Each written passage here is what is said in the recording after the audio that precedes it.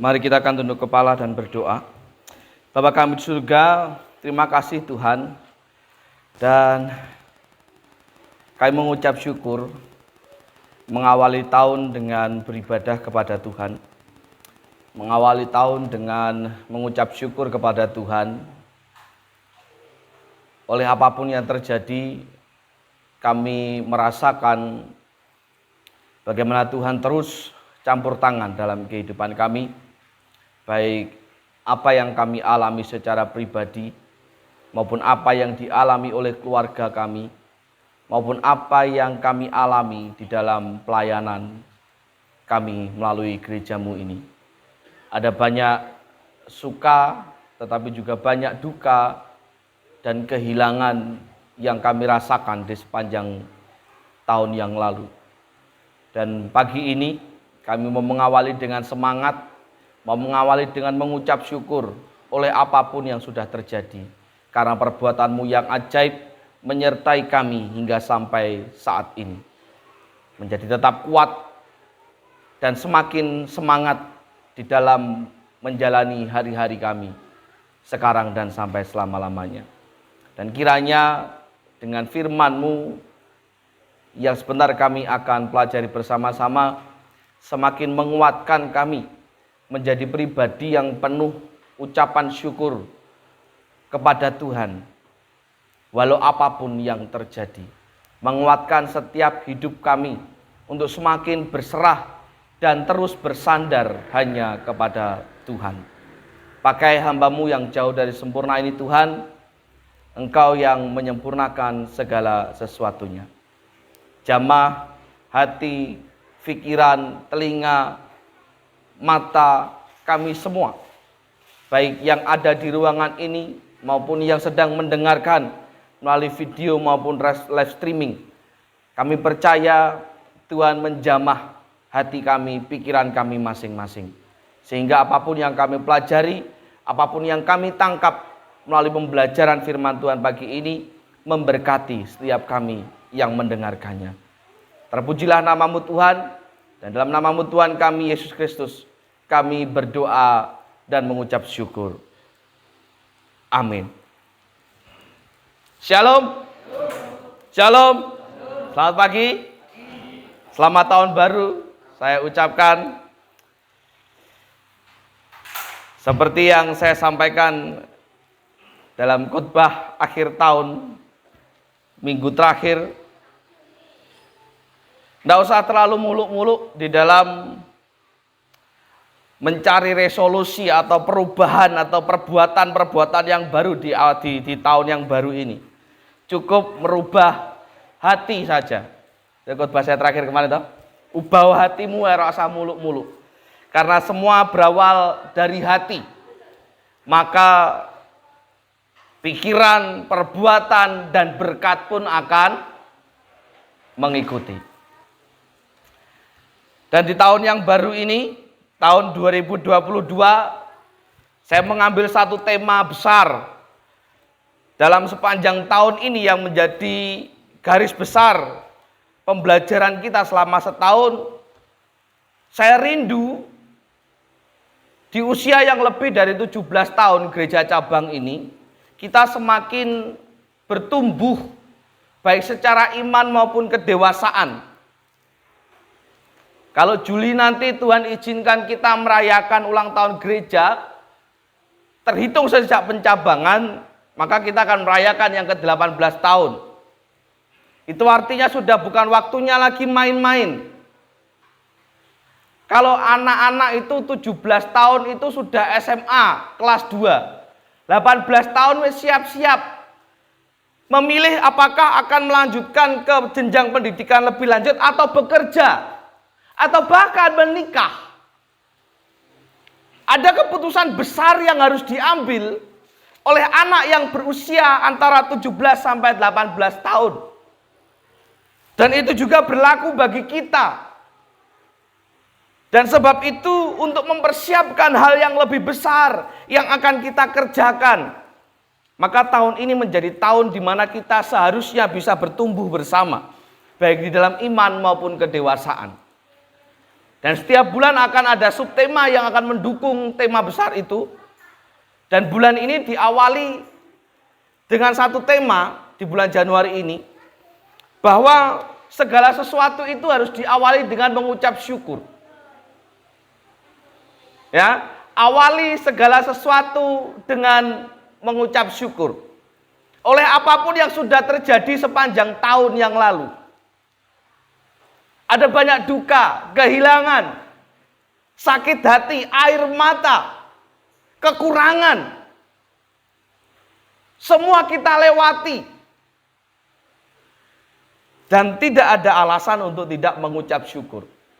Mengapa? Karena saya pernah sampaikan di tahun-tahun yang lalu, bagaimana cara kita mengawali hidup akan menentukan bagaimana kita melewati proses hidup dan memungkinkan juga menentukan bagaimana kita akan mengakhiri hidup.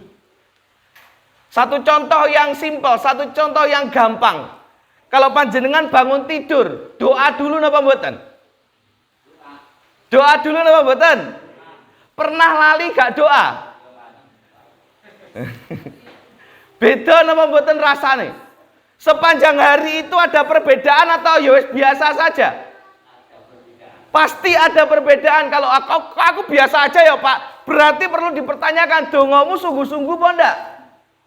Kok dongo karo gak dongo padha wae? Tetapi orang yang mengawali paginya, harinya dengan berdoa kepada Tuhan dengan sungguh-sungguh akan merasakan perbedaan ketika ia lupa tidak berdoa atau sengaja melupa tidak berdoa. Sepanjang hari itu pasti akan ada perbedaan. Boh emosi, boh celaka, boh kurang, boh apa pasti ada perbedaan. Itu contoh. Apalagi mengawali tahun. Maka kita harus mengawali dengan sesuatu yang baik, yaitu adalah mengucap syukur. Karena mengucap syukur itu adalah kunci supaya kita sepanjang tahun ini harapannya kita bisa enjoy, menikmati apapun yang terjadi. Karena belum di akhir tahun sudah disiarkan ada varian virus baru yang namanya Omikron, yang katanya penularannya lebih cepat lagi dari Delta. Ini baru Omikron, baru omnya, belum tante Mikron, belum mbah Mikron. Ayo saya akeh kan, belum buyut Mikron. Kita nggak akan pernah tahu. Maka hal yang paling tepat adalah mensyukuri apa yang sudah terjadi dan apa yang akan terjadi esok. Dan pagi ini sebelum kita membahas lebih panjang tentang bagaimana mengucap syukur dan apa berkat di balik mengucap syukur itu, pagi ini saya akan mengawali dengan satu khotbah yang berjudul apa sih yang menyebabkan orang itu kurang bersyukur? Apa sesungguhnya yang membuat kita itu seringkali tidak bersyukur? Secara khusus apa yang membuat orang Kristen tidak bersyukur atau susah sekali mengucap syukur? Kita akan buka terlebih dahulu dalam kitab kita, dalam kitab Injil Lukas. Injil Lukas pasal yang ke-17.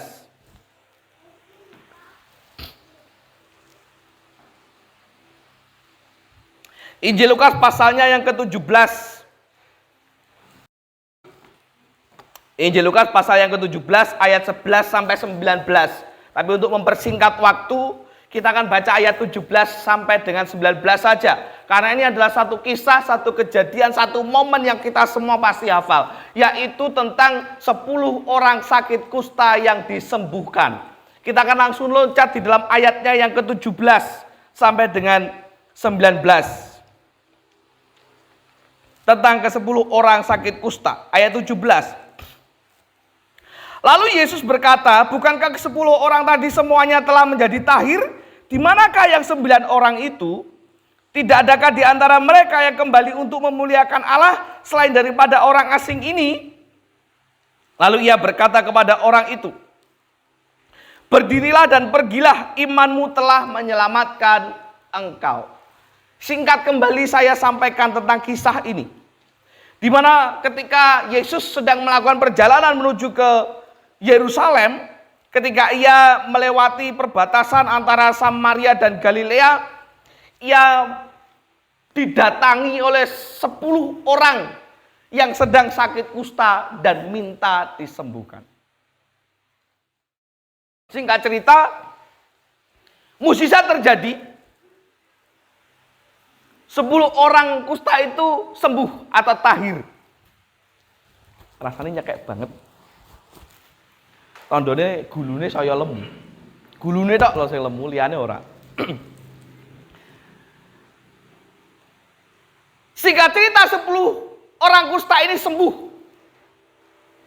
Tetapi yang terjadi 9 lunga dan hanya 1 yang datang untuk mengucap syukur berterima kasih kepada Yesus. Di sini kita dapat belajar mengapa toh orang itu susah sekali atau sulit di dalam mengucap syukur. Yang pertama, mengapa orang susah mengucap syukur? Karena pada umumnya atau kebanyakan orang hanya fokus kepada keinginannya. Atau terlalu fokus kepada apa yang ia inginkan, apa yang ia minta kepada Tuhan. Sebagai bukti ke-9 orang kusta itu, ia terlalu fokus kepada keinginannya, yaitu menjadi sembuh. Sehingga ketika ia mendapatkan kesembuhan itu, maka ia lupa. Ketika orang terlalu fokus kepada apa yang ia inginkan, maka yang terjadi adalah kalau tercapai apa yang ia inginkan, maka ia akan lupa. Mungkin merasa semua karena perjuangan dia. Mungkin karena merasa saya bisa melalui ini seorang diri. Dan atau yang lain-lain. Apalagi orang yang tidak tercapai keinginannya. Maka semakin ia tidak mau bersyukur. Wong sing tak jaluk ora dituruti. Kok aku kan berterima kasih bagaimana? Dan yang terjadi kebanyakan justru cenderung menyalahkan.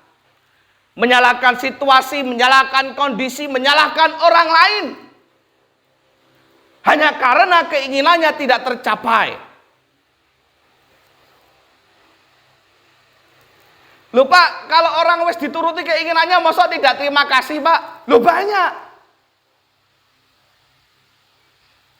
Contoh. Jawab jujur tapi dalam hati aja. Tadi kan bangun tidur. Kalau mau makan berdoa apa mboten? Berdoanya sungguh-sungguh apa mboten? Kalau jawaban hati Anda adalah iya, puji Tuhan. Tetapi masalahnya masih banyak orang-orang yang katanya Kristen, mau makan saja tidak mau berdoa. Padahal sudah diberi berkat makanan apapun itu lauknya. Sementara di luar sana masih banyak orang yang susah hanya sekedar mendapatkan makan. Lawe ora enak ya ngeluh. Kasiden ya muring-muring. Ora dimasakke ya apa meneh. Lah terus mengucap syukurmu tuh ganti. Terus mengucap syukurmu itu mau kapan mengucap syukur? Nah orang-orang seperti ini kalau saya menyebutnya orang-orang yang tidak tahu terima kasih. Orang-orang yang tidak tahu diri. Sudah diberkati Tuhan tetapi tidak mengucap syukur. Berdoa minta pekerjaan. Dikasih pekerjaan, repot dengan pekerjaan, lali karo Tuhan. Minta jodoh, dikasih jodoh. Nah, hati-hati sing doa jodoh ya, Vera. Kalau kamu nanti minta jodoh dan dikasih jodoh, jangan lupakan Tuhan. Justru saya sregep melayani Tuhan. Tetapi faktanya banyak orang yang ketika apa yang ia minta ia dapatkan, jor lupa. Maka jangan salahkan Tuhan kalau Tuhan suatu saat mengambilnya kembali. Loh, ada dulu teman pelayanan saya di Kediri, zaman JSMA. Minta pekerjaan, dan saya pikir memang dia sengaja datang ke gereja pelayanan memang supaya dapat pekerjaan. Karena kebetulan Pendeta Imam Zuhadi itu channelnya lumayan banyak, apalagi di rumah sakit. Minta dicarikan pekerjaan, dapat pekerjaan, dicarikan oleh gembalanya. Untuk pekerjaan orang di gereja, alasannya dan sing sibuk lah, dan sing kesel lah. Tiba-tiba keluar, mau dikeluarkan, pokok keluar, tidak punya kerjaan. Datang lagi ke gereja, minta dicarikan lagi, dapat lagi. Gak naik gereja lagi. Dan begitu seterusnya. Dan saya pastikan uripe ya mau ngono-ngono tok. Orang-orang yang tidak tahu terima kasih. Dan yang terakhir, akhirnya datang ke gereja, suruh mendoakan dapat jodoh. Dapat jodoh. Blas setelah datang ke gereja. Karena apa? Dapatnya jodoh itu nyuwun sewu, janda. Apa yang salah dengan janda? Tidak ada yang salah sesungguhnya. Ini saya tidak meninjau dari hukum Kristiani ya, hukum Alkitab, tapi intinya ya wes gitu. Tapi yang menjadi salah adalah sudah janda tidak seiman. Piye kon meh nang gereja. Nah, mari kita introspeksi diri, apakah kita terlalu fokus dengan keinginan-keinginan kita? Sehingga seringkali ketika semua itu tercapai atau bahkan tidak tercapai, kita lupa untuk mengucap syukur. Sedangkan seharusnya baik dalam suka maupun duka, kita tetap mengucap syukur, kita tetap melayani Tuhan, kita tetap bersekutu beribadah kepada Tuhan sebagai bentuk ucapan syukur kita kepada Tuhan. Hati-hati jangan terjebak ke dalam keinginan-keinginan kita. Lalu apa yang harus kita lakukan? Fokuskan kepada apa yang Tuhan mau. Yaitu apa? Kebutuhan. Kebutuhan akan apa? Kebutuhan akan kasih Tuhan. Kebutuhan akan penyertaan Tuhan yang justru melebihi segalanya itu. Makanya ada lagu yang lagunya itu dan judulnya juga sama. Lebih dari nafasku Bapa, ku perlukan kasih-Mu Bapa. Bahkan kita memerlukan kasih Tuhan melebihi nafas kita sendiri. Fokuslah kepada apa yang menjadi kesenangan Tuhan, bukan kesenangan kita. Ya. Sehingga baik susah maupun senang, kita tidak lagi lupa untuk mengucap syukur. Baik tercapai ataupun tidak tercapai doa dan harapan kita, kita tetap mengucap syukur. Yang kedua, apa yang membuat orang susah untuk mengucap syukur?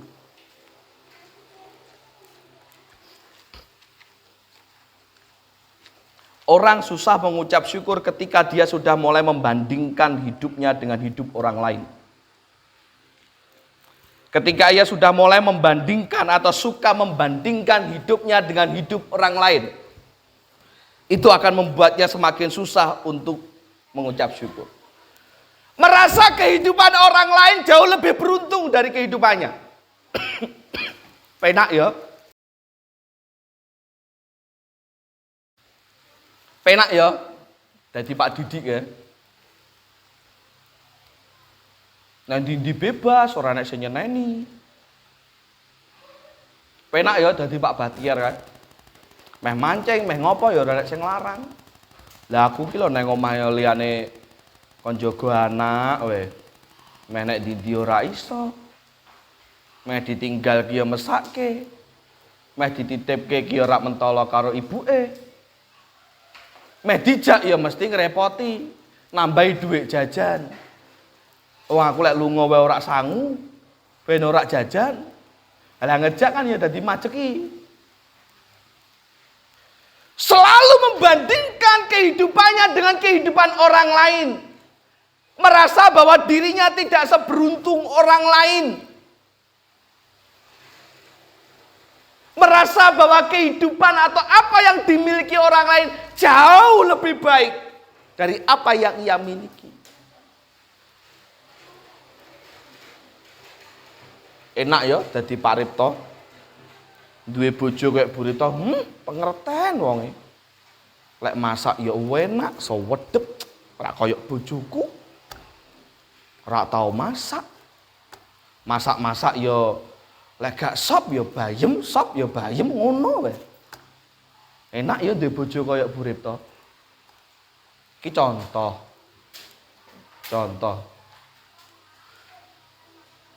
Mulai membandingkan.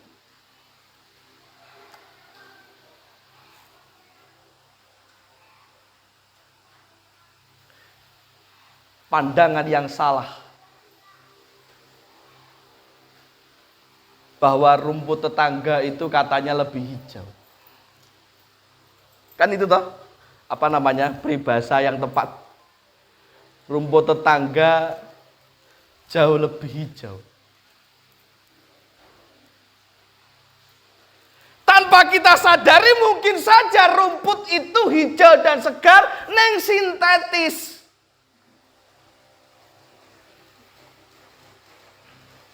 Atau mungkin tanpa kita tahu bahwa perjuangan tetangga kita untuk merawat rumput itu susah payah. Kita mau tahunya rumputnya seger, kembangnya api. Enak ya dadi paripta yo sayur karek methik, lombok larang yo ora ngrasakne larang. Kita nggak pernah tahu bagaimana perjuangan Pak Repto. Isuk sore nyirami lah aku angkat tangan. Urung maculi. Urung ngejak ngomong tandurane. Ayo, sanggup orang ngejak ngomong tandurane. Loh itu dilakukan toh, Pak? Didongakne tandurane. Wong saranku ngono memang kan, oh tanduran iki ya makhluk hidup ya, Pak. Nyatane wae apik to, parene karo lenganku gedine. Parene malan. Karena dijak ngomong kuwi mau, didongakne kuwi mau. Tapi orang nggak pernah mau tahu bagaimana proses perjuangannya. Ngertine penak ya dadi Pak Repto. Lupa mengucap syukur terhadap apa yang ia miliki. Dan mungkin kita tidak sadar bahwa apa yang tidak kita inginkan dalam hidup kita mungkin saja itu yang diinginkan oleh orang lain.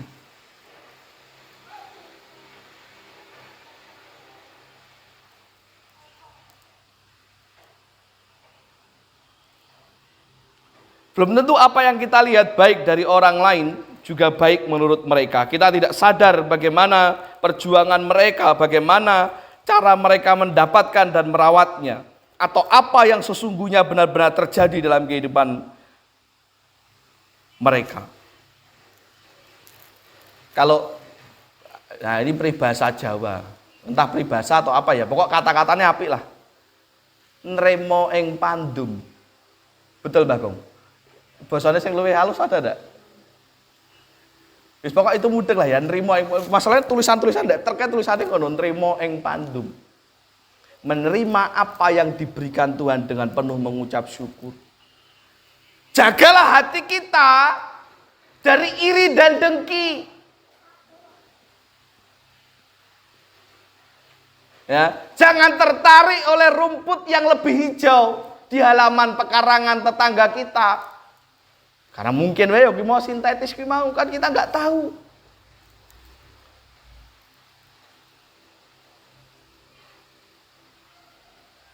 Dan apa yang kita miliki adalah sebaik-baiknya berkat yang diberikan oleh Tuhan. Jangan melihat hanya dari satu sisi. Sisi apa yang kita ingini, apa yang kita lihat indah, tapi lihatlah dua sisi. Maksudnya apa? Gambarnya, Dok. Nah, paham enggak maksudnya gambar ini apa? Kelihatan enggak dari itu? Aku golek sing ukuran gede enggak jelas. Ada, jadi rada pecah. Saya ceritanya aja. Gambar yang pertama itu, ada seseorang yang berdiri di sebuah pulau.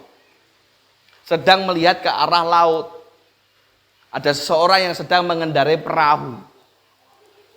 Bisa disimpulkan mungkin saja orang di pulau itu adalah orang yang terdampar. Selayaknya orang yang terdampar ketika ia melihat perahu, pengennya apa? Numpak.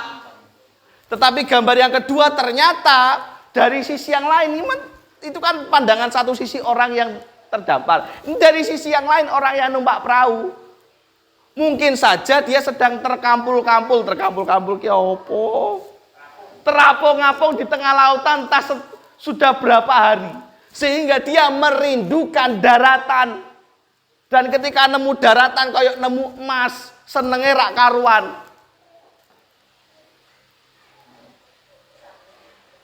Apa yang kita ingini dari orang lain?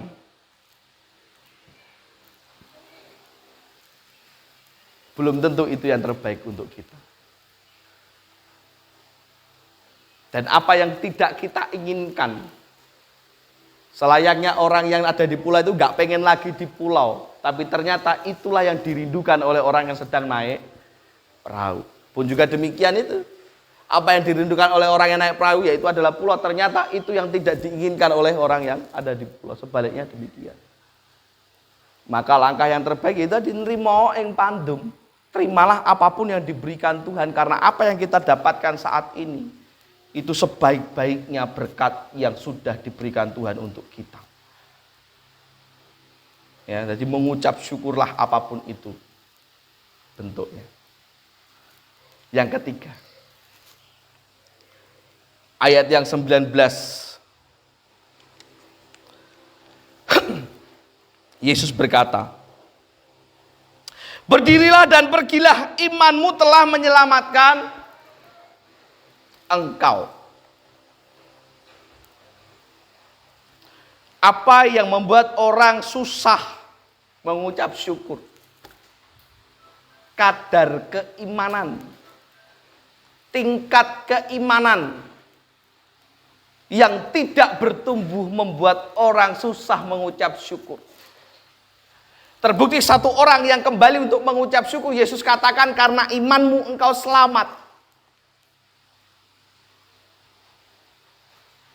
Jadi bisa dibuat sebagai cerminan. Seberapa berkualitas iman kita dapat dilihat, salah satu indikatornya adalah seberapa sering kita mengucap syukur.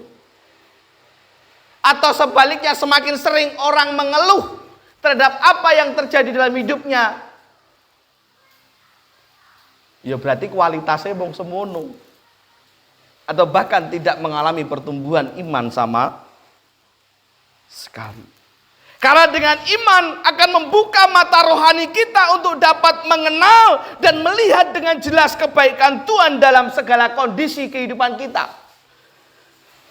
Sebab iman adalah kunci yang membuat kita menikmati apapun yang kita miliki dengan penuh ucapan syukur. Maka semakin dewasa dan tinggi kualitas iman kita, maka semakin kita hidup dengan penuh ucapan syukur. Pun juga demikian sebaliknya. Semakin orang tidak pernah atau lupa atau jarang atau apapun itu istilahnya, tapi dia tidak mau mengucap syukur, lupa cara mengucap syukur, maka semakin terlihat seberapa dewasa dan seberapa berkualitasnya iman mereka.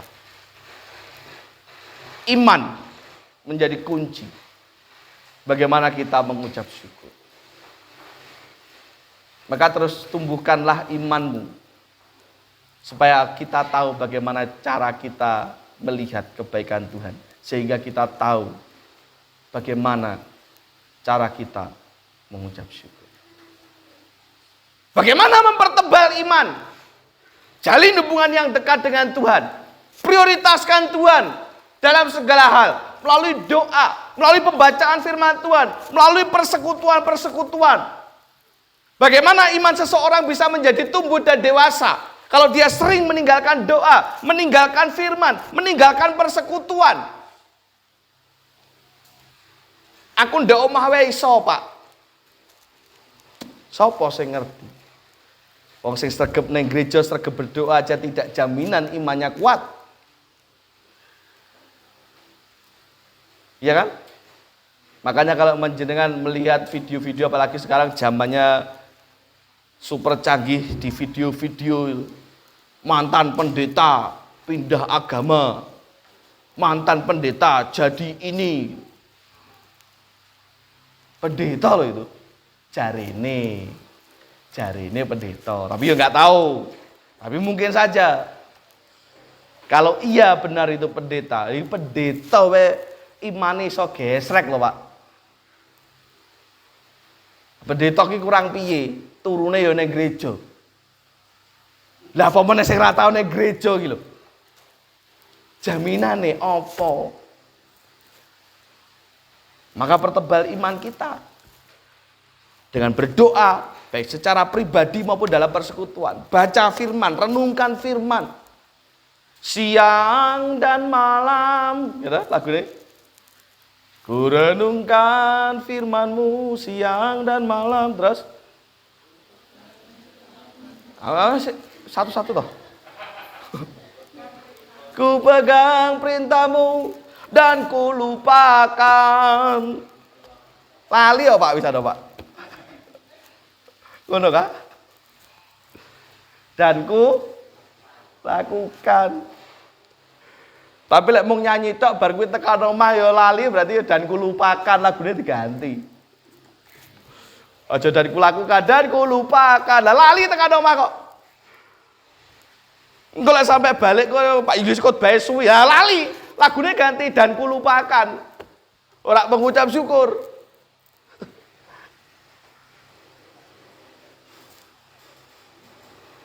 Nah jadi sesungguhnya banyak yang menyebabkan orang itu kurang bersyukur. Tetapi saya rangkum dalam 3 poin ini berdasarkan nats yang kita pelajari. Dan kesimpulannya adalah, lihat saja di video setelah ini.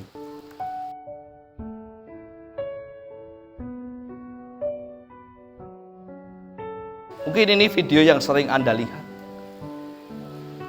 Dan sering tampilkan sebagai ilustrasi-ilustrasi dimanapun.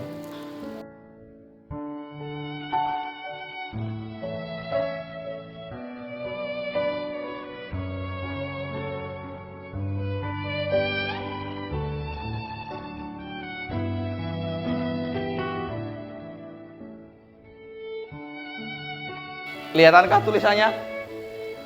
Gak kelihatan? Podo. Orang ini punya motor sport. Dia melihat orang naik helikopter, pengen. Sebelahnya mobil jeep, pengen duwe mobil sport. Sebelahnya mobil apa kuwi, sedan apa itu. Pengen duwe kuwi jeep. Nah, kursi ini luwih empuk, tidak mogokan seperti punyaku. Wong sing numpak motor ngeluh. Apa meneh sing numpak motor kribur ra nggo helm ngeluh, helm apa sing cukup nggo aku? Kuwi lek aku numpak mobil kan luwih enak. Nah gitu loh. Kayak piye helm kan ra iso. Sebelahnya wong numpak peda, wah aku suwi banget numpak peda. Lek dane aku numpak motor lek luwih penak. Nah. Neng duitku kok ya ora cukup toh, ya lah tulisannya. Sebelahnya ada orang jalan. Ah. Dan lah aku duwe sepeda aku ora perlu mlaku. Ning sebelahnya apa yang terjadi? Ada seorang yang cacat tidak bisa berjalan. Dia hanya berkata, "Aku heran kenapa dia atau mereka ini kelihatan tidak bahagia padahal tubuhnya sempurna." Dan dia bisa berjalan kemanapun yang dia suka. Masih adakah alasan untuk Anda tidak bersyukur? Pesannya apa?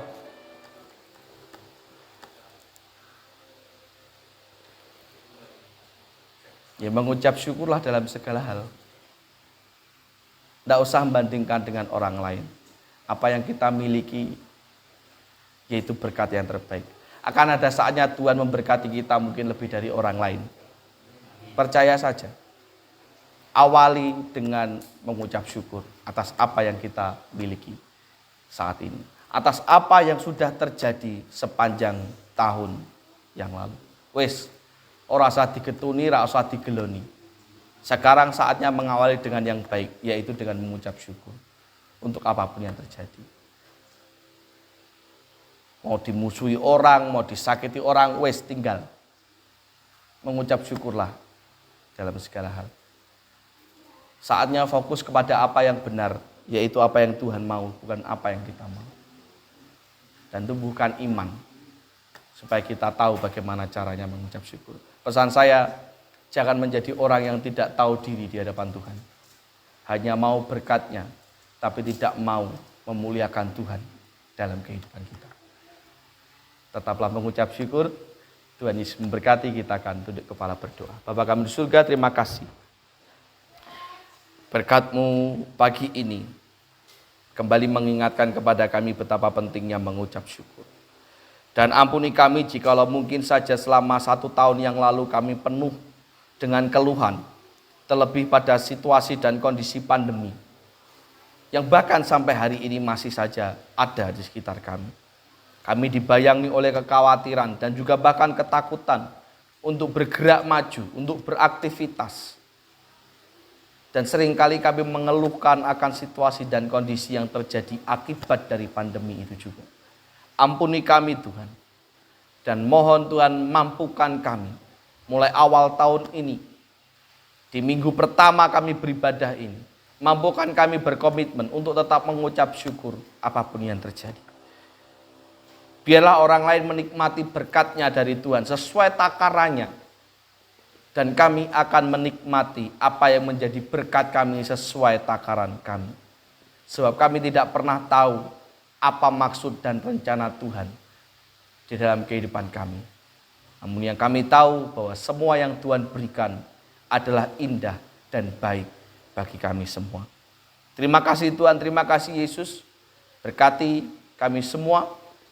Dan dalam nama-Mu Tuhan Yesus kami berdoa mengucap syukur. Amin.